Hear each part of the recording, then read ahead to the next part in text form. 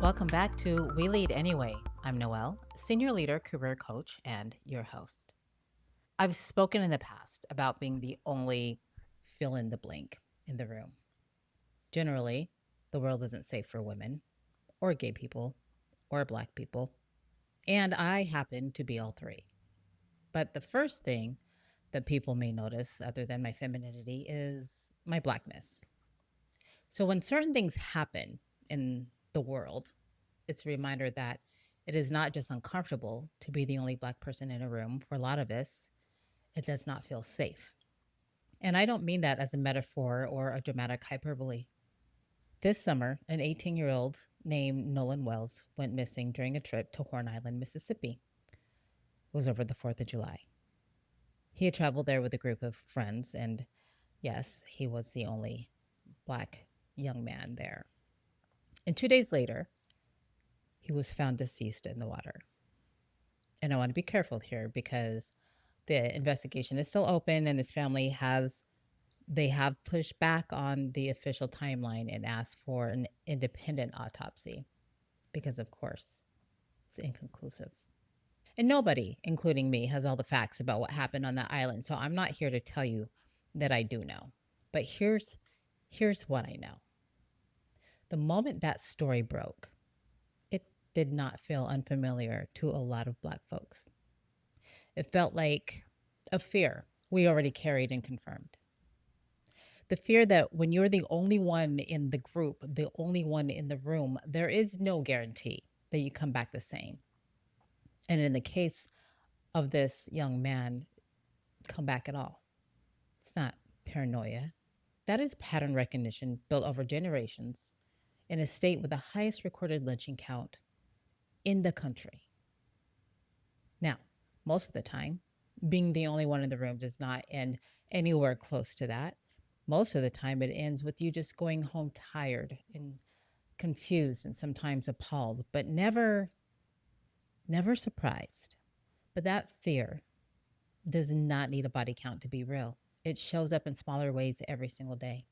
In the classroom, when you're the only black student, suddenly you're designated to speak for the entire race in a discussion that you did not sign up to lead and that's halfway told.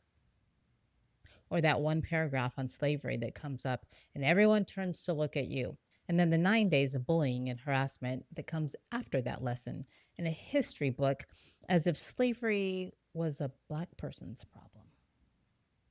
In the boardroom, when you're the only one, the only black leader, black junior leader at the table, and you're doing real time nervous system management, is this room safe? Can I disagree in it? Can I be tired in it? Can I make a mistake? Is this room safe? Period. That calculation is exhausting, and it's happening underneath the actual work that you're supposed to be doing. Now, something that I've never said out loud, it's a phrase that I have not used, but it does underlie many of my posts. And that phrase is white supremacy culture. And I want to slow down and actually explain what that term means and where it comes from because it gets thrown around without context and people hear white supremacy and they get completely triggered and I get that. And if you don't understand what the actual definition is, it's going to be triggering. So, where does the term come from? Well, it comes from a 1999 essay by Tema Okun. She's an anti racist educator, and then it was expanded in 2001 into a book called Dismantling Racism, which she co wrote with her colleague and mentor, Kenneth Jones. They had spent years training organizations and communities on how racism actually operates, and they wanted language for something that's hard to point at. It's not a person in a hood, it's not a burning cross, it's not a slur. It's a culture. It's a set of norms that get treated as neutral or professional when really they are specific values that got baked into American institutions and never questioned. Some of the characteristics they named are perfectionism, where mistakes are treated as shameful instead of expected, a sense of urgency, where there is never enough time to slow down and be thoughtful or inclusive. Objectivity, the idea that there is one neutral, professional way to think and communicate, and it's usually the majority culture's way. That doesn't leave room for African American vernacular or a definition of what professional looks like.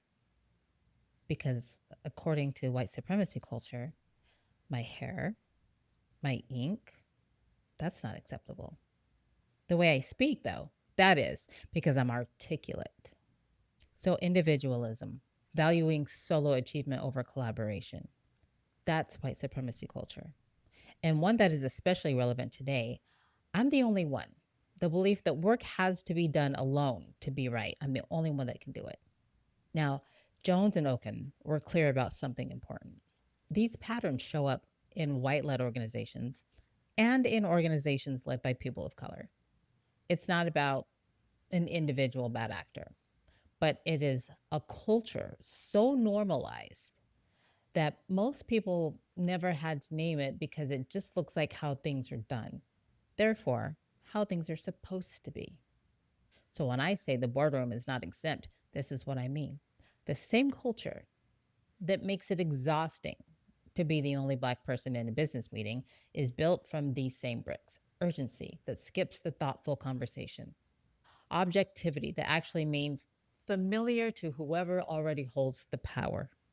A comfort with, I'm the only one, that leaves Black professionals isolated instead of supported. And none of this requires a headline, it just requires us to wake up Black. And if you're one who feels unsafe being the only one in the room, that feeling is not an overreaction. It is informed by history and by pattern. Unsafe is not dramatic. So I've had these conversations. People have asked me, well, do you feel unsafe or do you feel uncomfortable? All right, well, let's look at the definitions. Unsafe.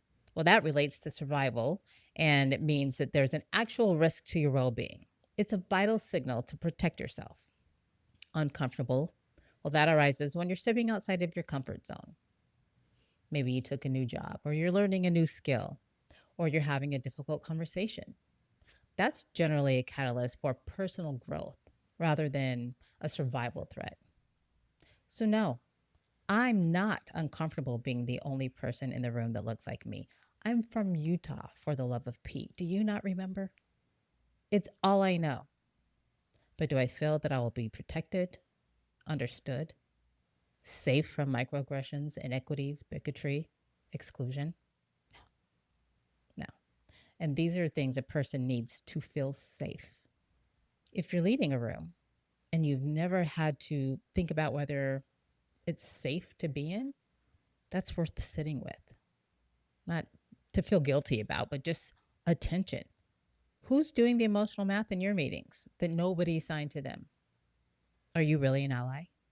Are you truly advocating?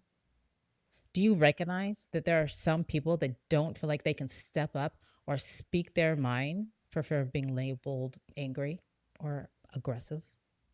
Do you know that? Do you take their concerns seriously? We hear coded language. When there's coded language that we pick up on, we just have to sit with it. Because if we take it to HR or bring it to the attention of a leader, we're not a culture fit. I know, I've been there several times. Nolan Wells also knew he wasn't safe.